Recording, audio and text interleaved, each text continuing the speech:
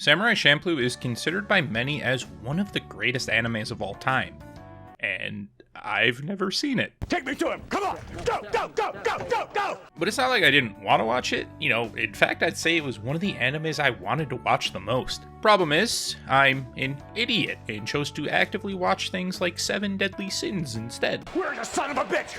Where is he? However, I was finally able to set aside some time and give Champloo the attention it deserves. I didn't know much about the show going in, only that it has good music and is just good. Turns out that was a pretty accurate assessment. The show fucking slaps. Shut up!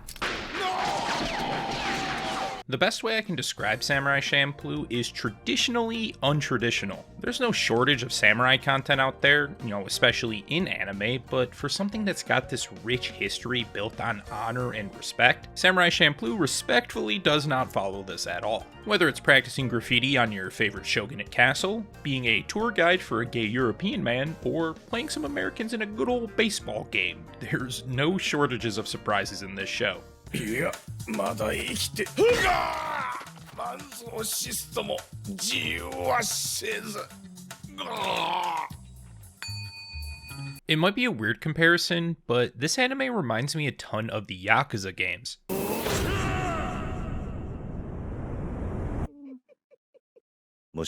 There's the obvious character similarities. Jin has a more calm and serious demeanor like Kiryu, and Mugen's a breakdancing loud fighter just like Majima. But the similarities extend even beyond that. At its core, Yakuza's story is actually really serious and has plenty of emotional moments, but you could go from your best friend about to kill you to challenging children in circuit racing or giving photos of women to the walking erection.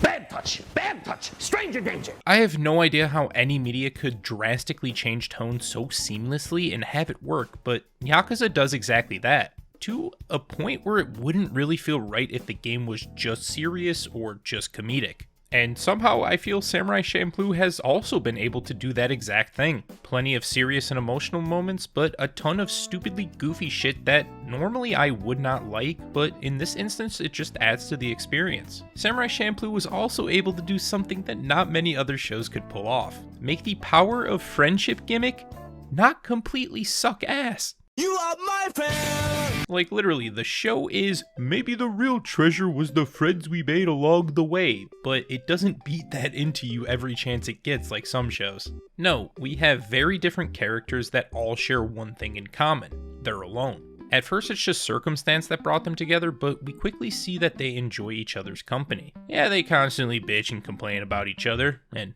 also wanna kill one another, but nothing is really forcing them to be together, and every opportunity to abandon ends with them reuniting.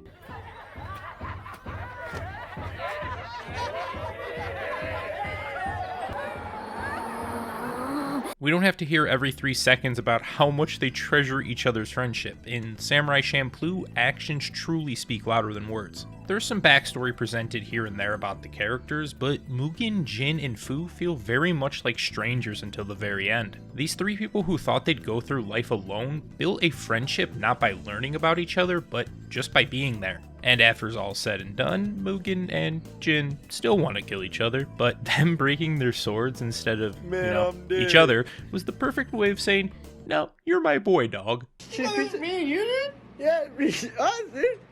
I love you, dude. I love you too, dude. As great and wacky as Samurai Champloo's story is, the one thing that stood out to me above and beyond was the music. Of course, I've heard the opening and ending before, just absolute bops, and I did know that they had a star-studded cast on the OST from people like Tsuchi, Force of Nature, Nujabes, and Fat John. I don't know how they were able to do it, and it's honestly kind of hard to put into words, but the music impacts you just as much as the story. Boom bap hip hop tracks, traditional Japanese enka, gritty guitars, or full-on jazz instrumentals. Somehow they were able to craft the perfect piece of music for every situation. That's just another aspect of that traditionally untraditional theme of Samurai Champloo. Most shows tend to stick to a similar style in their music throughout. You might have a different song here and there, but the overall vibe remains the same. Since each episode of Champloo is almost like its own little story, the music is made to complement the vibe of each episode. There are so many good moments with the music, but here's just a couple of my favorites.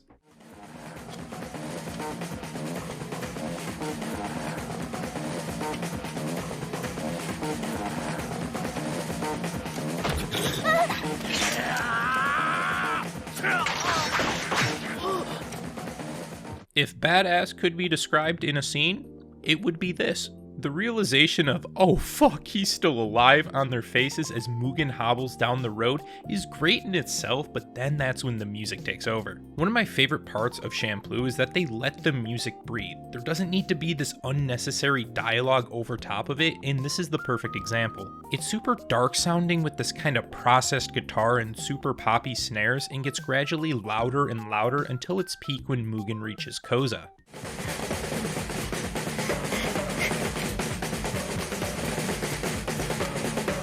And the fact that he just walks past instead of killing her with the music blaring makes for just one of the most badass moments I've ever seen.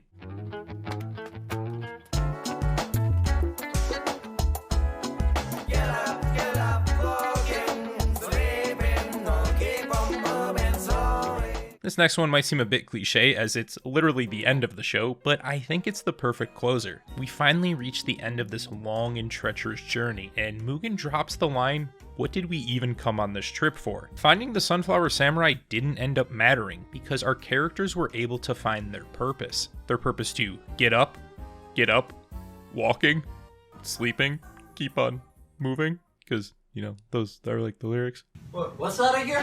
Is that the funny guy alert? Watching Mugen, Jin, and Fu seem content about going their own way after being together for so long somehow kinda made me feel good. It's like they weren't saying goodbye completely, but even if they were, they'd always have those memories they made. These are just a couple examples, but there's literally no debate. Samurai Champloo has the best OST I have heard in anime, and it's not even close. It feels so ahead of its time, and it's really unfortunate that we lost Nujabes so early. The dude was actually a genius. As for the show itself, it's crazy to think that it's nearing 20 years old. The character designs still feel fresh, and it has some of the best use of color for background shots I've ever seen. The movement is super fluid, and the fight scenes have great choreography without the need for a bunch of bright, flashing lights to appease my pea-sized brain. Since our cast is literally traveling across the entire country, the environment is always changing, and it feels like we're traveling right alongside with them. I'd also like to briefly point out the character dynamics between Mugen, Jin, and Fu.